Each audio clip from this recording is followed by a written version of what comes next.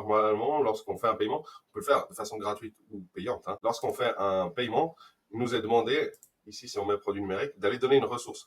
On n'est pas obligé d'aller donner une ressource. Quelque chose qui est demandé assez fréquemment. Comment donner une ressource lorsqu'il y a un paiement et qui ne soit pas une formation, un accès à une communauté.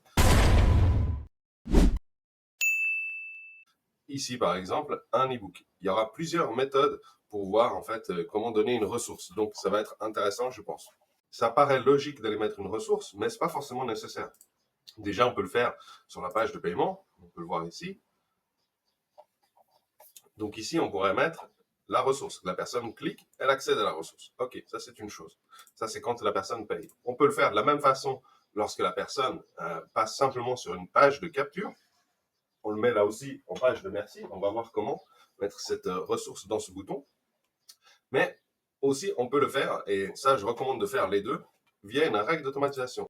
C'est-à-dire dire, lorsque la personne s'est inscrite ou lorsque la personne a payé, on va le voir ensuite, lorsque la personne s'est inscrite, ajouter une action, soit on l'abonne à une campagne, et dans le premier email, on dit voici ton e-book, ou voici ceci, cela, on crée une campagne pour la circonstance, soit on met envoyer un email. Ici, on peut mettre envoyer un email, on crée un email en cliquant sur ce petit bouton, sujet, votre ressource, en l'occurrence e-book, et ici, on va mettre en fait le lien. Alors, lien, comment est-ce qu'on va faire? On peut aller chercher, par exemple, on peut aller déposer notre ressource sur Google Drive.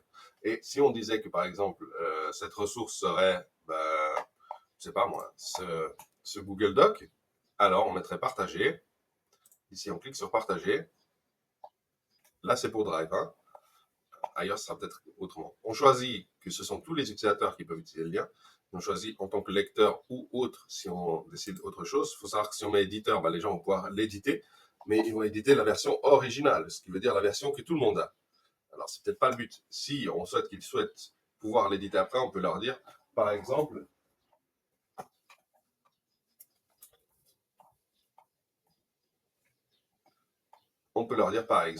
de créer une copie. D'accord? Ce qui leur permettra de, eux, l'éditer, mais d'éditer leur version personnelle. Okay. Après, on prend le lien. On retourne sur System.io. On le met ici de façon visible, mais on le met aussi de cette manière en cliquant sur le lien ici. On colle là, on met comme ça. Ce qui fait que la personne voit bien le lien. D'accord? Ça, c'est une chose. Ensuite, on sauvegarde. Une fois sauvegardé, notre email est créé, on peut sauvegarder la règle. Okay, ce qui fait que la personne peut le recevoir dans la page merci. Alors, juste là, la règle d'automatisation, j'ai dû me tromper. Il faut la créer ici, hein, sur la règle optime. OK? Donc là, on met envoyer un email. On peut sélectionner notre email puisqu'il a été créé et sauvegarder la règle. OK? Ça, c'est une chose. Ici, dans Merci ebook, puisqu'on a pris le lien de notre ressource, on va le mettre maintenant ici et on met ouvert dans une nouvelle fenêtre.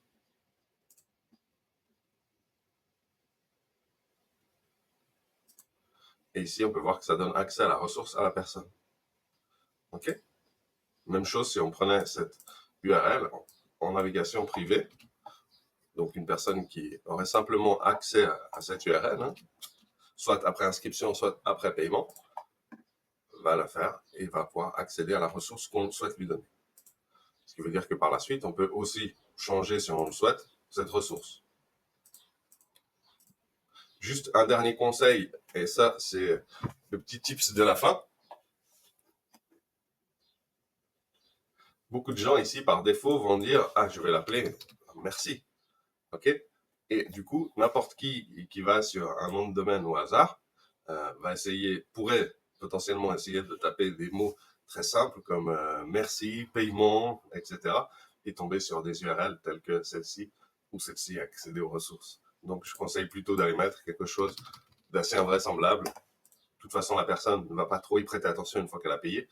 Et comme ça, ça permet que tout le monde ne puisse pas tomber sur la ressource gratuitement. J'espère que ça a pu t'éclairer sur les quelques façons de faire, il en existe probablement d'autres, pour donner une ressource gratuitement ou de façon payante, sans avoir à passer par la fameuse ressource dans le paiement.